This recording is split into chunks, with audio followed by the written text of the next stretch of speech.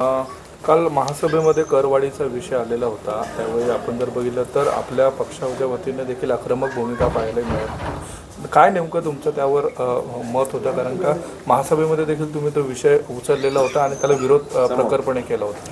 कालची महासभेत एक विषय आलेला हस्तांतरण tax that is transfer fee वाढवण्यासाठी. तर मी माझा विरोध दाखवला कालची महासभेत. माझं फक्त मला 2-3 पॉईंटवर बोलायचं आहे. एक तर की आपण म्हणजे अधिकृत अनधिकृत स्लम ऑथराइज्ड अनऑथराइज्ड या सगळ्यांसाठी वेगळं कर वाढवलं आहे, म्हणजे टॅक्स वाढवलं आहे transfer fee. 1 square feet to 500 square feet अनधिकृतसाठी 1500 आत्ता आहे आणि 4500चा या म्हणजे प्रस्ताव कालची महासभेत प्रस्तावित केला होता for residential. And for commercial 3000 existing आहे आणि 9000च्या for 500 square feet 1 to 500 square फीटच्या प्रस्तावित केला. मग तशाच जसं स्क्वेअर फीट वाढतात तशा ट्रान्सफर फी पण वाढवण्याची प्रस्ताव कालची महासभामध्ये ठाणे महानगरपालिकेच्या मार्फत आली होती. तर माझं ह्या विषयावर विरोध होता. कारण म्हणजे जे पद्धतीने वाढवते दॅट इज इनसेन्सिटिव्ह आणि म्हणजे that is double and triple of the existing tax transfer fee that people are giving.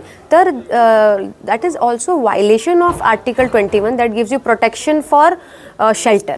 आपण अशा म्हणजे ह्या पद्धतीने आपण वाढवलं तर एक समान नागरिक एवढा मोठी फी पे करू शकत नाही.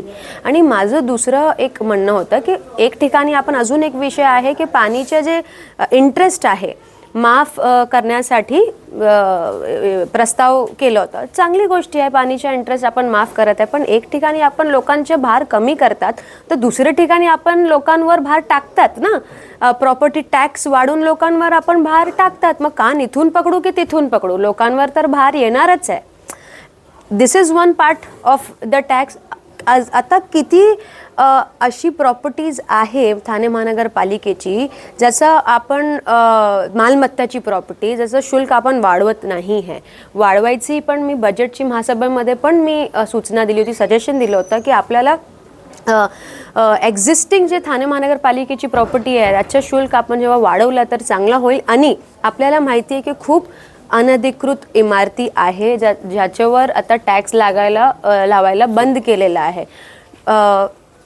फर्स्ट कम फर्स्ट मी इल्लीगल बांधकामला सपोर्ट करत नाही, पण जेव्हा बांधकाम झाला तेव्हा प्रशासन झोपला तर नव्हता, राईट. पण जेव्हा जे एवढी कितीशी म्हणजे कमीत कमी 200-300 सपोज इफ बिल्डिंग्स आहे अनधिकृत, तर का ठाणे मला प्रशासन झोपलं होतं जेव्हा ते मोठी बिल्डिंग रेडी होत होती.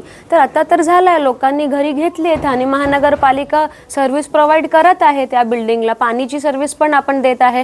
गटर नाले जेव्हा भरतात तेव्हा गटर नाले पण आपली टीम जाऊन साफ करत आहे. मग त्या लोकांना ॲटलिस्ट काय पेनल्टी लावून, काय रेग्युलाइज करून, काय इम्प्रोवाइज करून आपण त्यांना ॲटलिस्ट सर्व्हिस टॅक्स लावू. माझी नम्र विनंती आहे, माझी नम्र विनंती आहे DCM साहेबांची की please sir look into this matter. At least आपण जेव्हा ह्या सगळे बिल्डिंगला सर्व्हिस टॅक्स तरी लावलं, पेनल्टी लावून काय इम्प्रोवाइज करून काहीतरी आपल्याला मार्ग काढावा लागेल या विषयावर, तर ठाणे महानगरपालिकाचं उत्पादन पण वाढेल आणि या जे गरीब माणसांनी घर घेतलेलं आहे त्यांचं पण चांगलं होईल ना. आता लोकांनी तर घर घेतला, त्यांना माहीत नव्हतात. आत्ता जाऊन लोकांमध्ये अवेअरनेस आलेली आहे अनधिकृत, लीगल, इल्लीगल काय आहे काय नाही आहे. पण अगोदर तर लोकांमध्ये एवढी काय अवेअरनेस नव्हती. मग गरीब माणसांनी घर तर घेतलेलं आहे ना, मग त्यांच्यासाठी पण आपल्याला काही करावं लागेल. We are at lose situation. आपण त्यांना सर्व्हिस तर देत आहे आणि टॅक्सला आपण लावत नाही त्यांना. मग काय हे this is I feel a very losing situation for us. आपण काय इम्प्रोवाइज करून त्या इमारतीला टॅक्स लावलं तर उत्पादन पण वाढेल आणि आपला गरीब माणसाचं चांगलं पण होईल.